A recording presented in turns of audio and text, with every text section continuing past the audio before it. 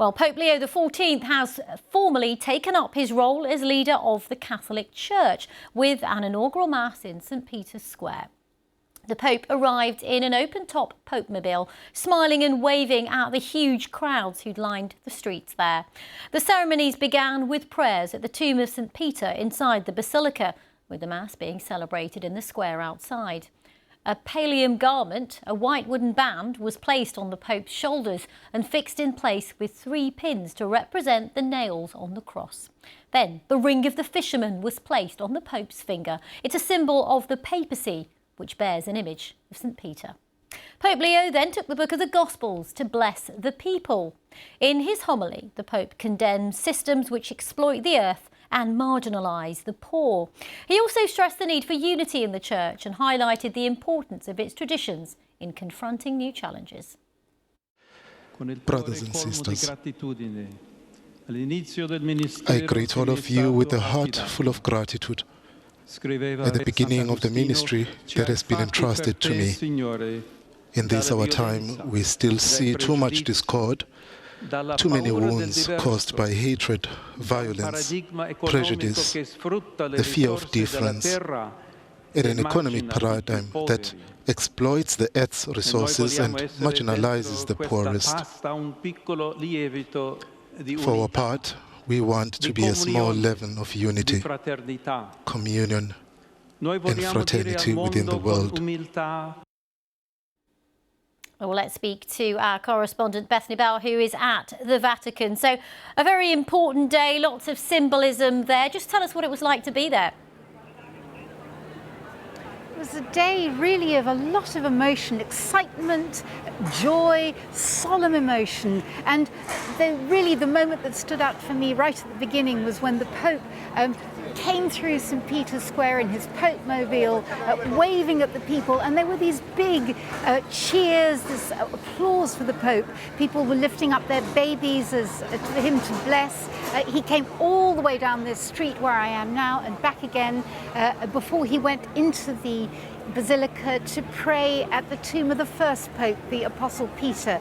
And the links between Pope Leo and the first Pope Peter have been constantly a theme today. You know, we saw that with the dedication of the Fisherman's ring, the papal ring, which has St. Peter engraved on the outside, has Pope Leo's name on the inside. And it's a solemn moment. The Pope appeared visibly moved when the ring was placed on his finger.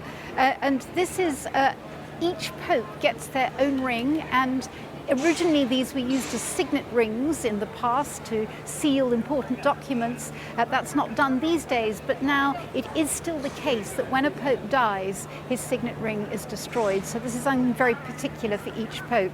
But a lot of emotion here in the square, people telling me that they had come here because they felt it was an important occasion, that they liked the Pope's message of peace, which he reiterated a number of times today during the service. Bethany, just tell us a little bit about who was in attendance, some significant world leaders there, and we're just hearing that the US Vice President J.D. Vance has met with President Zelensky in Rome, because of course they were 2 of the assembled crowd. Yes, there was an enormous delegation of world leaders, kings and queens. We were told 156 delegations in all. And as you mentioned, the Vice President of the United States, J.D. Vance, was there with his wife. Also, the Ukrainian President, Volodymyr Zelensky. Now, and before the service began, they briefly shook hands. And we understand that may be the first time that's happened since their encounter in the White House. And after the service, there was this very big meet and greet, if you like, where a lot of all the delegations went inside St. Peter's Basilica, shook hands with the Pope.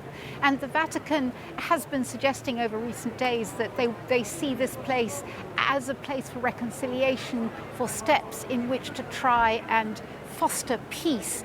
And it was interesting to note that at the end of the service, the Pope said that it was important in this moment of joy and celebration to remember not only the poor, but the people who were in countries that were torn apart by war. And he specifically mentioned Gaza, Myanmar, and Ukraine. Thank you very much. Bethany Bell in the Vatican for us. And what you can see on the screen screens there, we'll just show you again, are images of Pope Leo meeting Volodymyr Zelensky. These pictures have just come into us. And we're also hearing that the Vice President Vance has also met the Ukrainian president. Of course, a lot of politics for the pair to discuss, as President Trump tomorrow is set to talk to Presidents Putin and indeed Zelensky on the phone, as the US administration tries to restart those efforts for a ceasefire in Ukraine. They appear to have stalled a little bit. So these are the latest pictures coming into us. They show Pope Leo with Volodymyr Zelensky there on a monumental day, of course, the day of Pope Leo's inauguration. We'll just continue to watch those pictures. Thank you very much. And of course, there's more on the inauguration, lots more pictures as well on the BBC News website. We have a live page there, so you can go there if you'd like to see more of what took place at the Vatican.